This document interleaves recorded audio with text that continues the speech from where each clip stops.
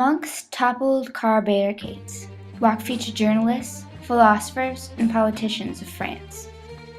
This day, May 10, 1968, marks the beginning of a month-long struggle between right-wing conservatives and left-wing students and factory workers.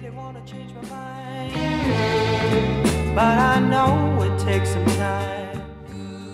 The unrest began with a 224% increase in students from 1958 to 1968, without any change in resources to accommodate the sudden population boom.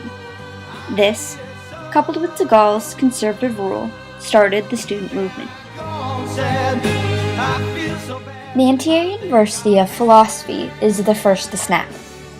Approximately 300 students gathered to protest a wide range of issues, from the Vietnam War to the right to sleep with each other in their dorms. Among the 300 is Daniel Cohn-Bendit, who will be known as the students' main spokesperson, and to some, their leader.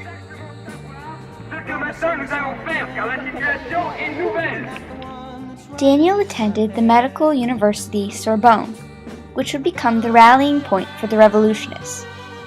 It would also be host to the turning point of the revolution, the Night of Barricades.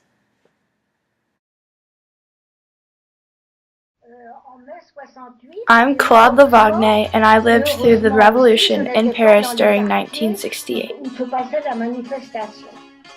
Claude was present at Sorbonne May 6th, one of its first major demonstrations. In Sorbonne, everything was reversed. Students were on the podiums instead of the teachers. They were preaching the motto, "It is forbidden to forbid."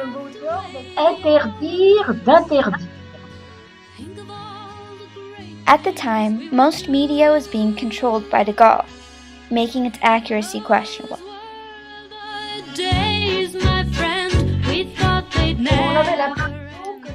At the time, the television was telling the most dramatic events, which added fuel to the students' demonstrations. People were afraid of the violence. The students would make barricades with cobblestones from the streets and also throw them at the police.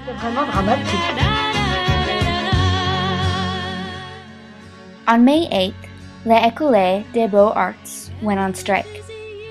On May 13th, they started mass-producing pamphlets and posters, the only credible source of news the students had. If by chance I'd see you in the I went to walk on Boulevard Saint-Michel, and it was extremely hard to breathe because the police were throwing tear gas at the students. Then the police started to become violent towards the students.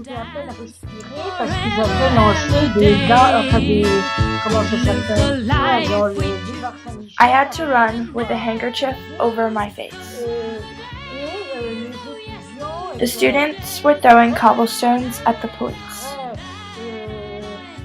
It was Daniel Cohn-Bendit who later coined the term, under the cobblestones, a beach.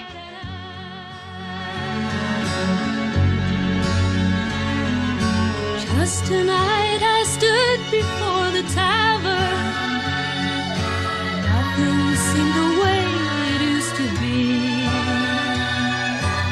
In the glass I saw a strange... Oh, faites quelque chose, vous!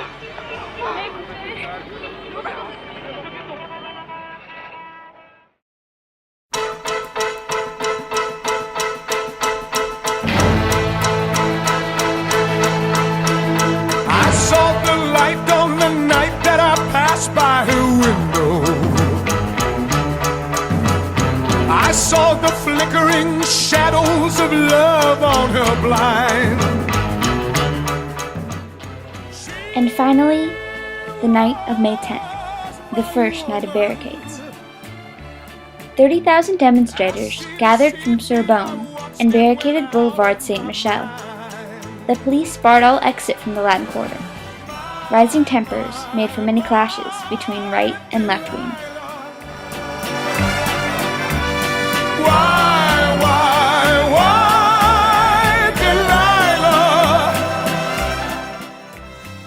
The next day, France's trade unions called for a general day of strike. By May 17th, 250,000 are on strike. 3 days later, 10 million. Among those on strike is Renault Flins, who will become like the Sorbonne for factory workers. I crossed the street to her house and she opened the door. Daniel Cohn-Bendit was kicked out of Paris twice. While away, he preached to students in other countries of his almost communistic political views and his belief in free love, paving the path for future revolutions.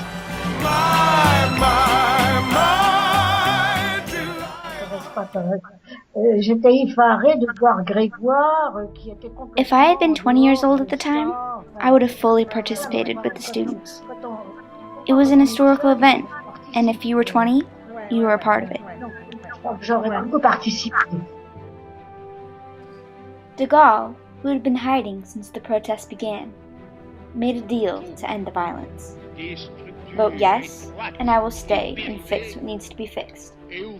Vote no, and I will leave. Au sang nouveau de la France. Vive la République.